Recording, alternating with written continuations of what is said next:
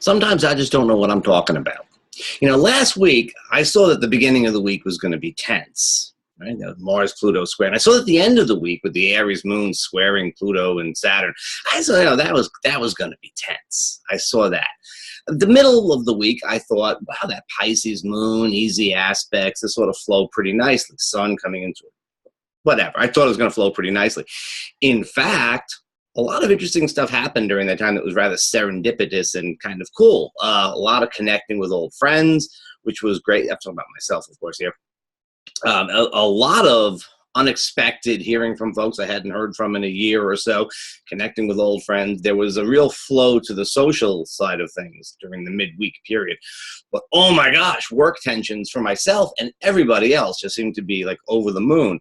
I think that the Mercury retrograde was playing a big part in fouling up communications and intensifying things. And the reactions were not good. Not good. So it wasn't all that flowing serendipitous a time. When you were trying to get something done, it wasn't a very good time at all. Mercury retrograde, I think, had more of an effect. Anyways, I'm just saying, if I can be wrong, oh my gosh, almost anybody could, right? So the thing with this week, as we begin the week of November 11th, 2019, the thing that's going on is that we're beginning with a full moon in the sign of Taurus. Now here, I'm really, really happy to say I have no idea what's going on. Because this full moon connects with Uranus sort of obliquely, but the moon runs into Uranus early on in its passage through Taurus. And then the full moon itself is connected to Mercury, the Sun. It's trying to Saturn and Pluto. It is less so connected to Neptune, but a little bit starts to bring us into a more Neptunian phase that we're going to be in for quite some time as we move into December.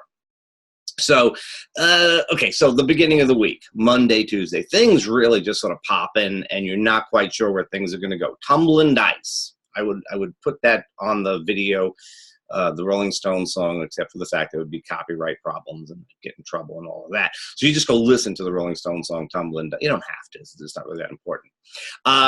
But that's what it's like. It's like rolling the dice. You don't know what's happening Monday.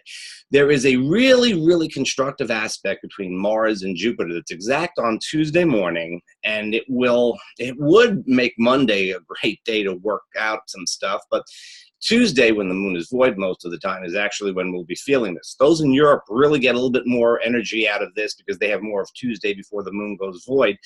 For most of us, though, it's going to be Wednesday and Thursday as the moon aspects Mars and Jupiter that we can really work with this.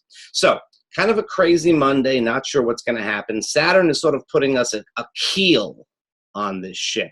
And I feel that, however rocky the seas get, you keep your mind on what you want the long-term goal to be, and, you just let the other stuff go as best you can. Tuesday, the moon is void. Wednesday, Thursday, good sociable energy. It's great. Emphasize the sociable aspects of everything, whether it's work, whether it's socializing. Wednesday and Thursday are the day. A Venus-Neptune aspect on Thursday means that this period of Wednesday and Thursday is going to be pretty, at its best, it puts relationship stuff and socializing into a kind of soft focus, and that's always nice. It's a little bit of celestial candlelight for us to operate by. With the Gemini moon going on, it's a nice sociable energy as well. At worst, there could be a little bit of polarization. We could make too much or out of a situation. We could demonize somebody. We could see them as being too wonderful. Not people are people. So you could be a little bit of going to extremes. But generally speaking, I think the Wednesday, Thursday, whether it's socializing, work, or creativity, Wednesday and Thursday is really your time frame this week. Friday, Saturday, and most of Sunday, the moon is in Cancer. I feel that it's, the waning moon going into Cancer indicates a more protective time, a time when we're less likely to be, outgoing. It seems to me, with a square to with an opposition to Saturn, we're liable to remain rather focused on work. I'm sensing that it's, it's not the most outgoing time. I will be giving a workshop in Miami for Miami NCGR if you happen to be in the area, come see me. And that's going to be great. That doesn't matter with anything. You know, we're going to be great that way. That's on Saturday.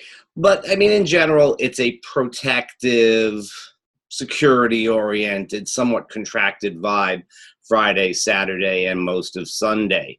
You know, probably have to get some chores done, and after you've done what has to be done for work or for home chores or whatever, then you can, you know, have a nice dinner and, you know, hang out with familiar friends, you know, close environs and so on. That type of thing will go over well. It's not a big outgoing type of time. Later on Sunday, really late on Sunday, the moon goes into Leo after a brief void. And that's a much more popping kind of energy that we'll have as the new week begins. The first thing that happens is that the moon squares Uranus. There could be a lot of excitement, a lot of ideas coming up, a lot of stuff that kind of just engages you and makes you feel like, wow, here it is. And you might start thinking about the work week ahead. You might start thinking about creativity. You might start thinking about some of the fun things you want to do. Could be a little hard to sleep on Sunday night, actually, with that square to Uranus. So, you know, you might want to wind down and get off of social media. And you'll watch next week's forecast, of course. But other than that, you might want to sort of wind down if you need your rest. And who doesn't? All right, that's short and sweet. That's what I have going on for this week. I look forward to seeing you again next week. Bye-bye.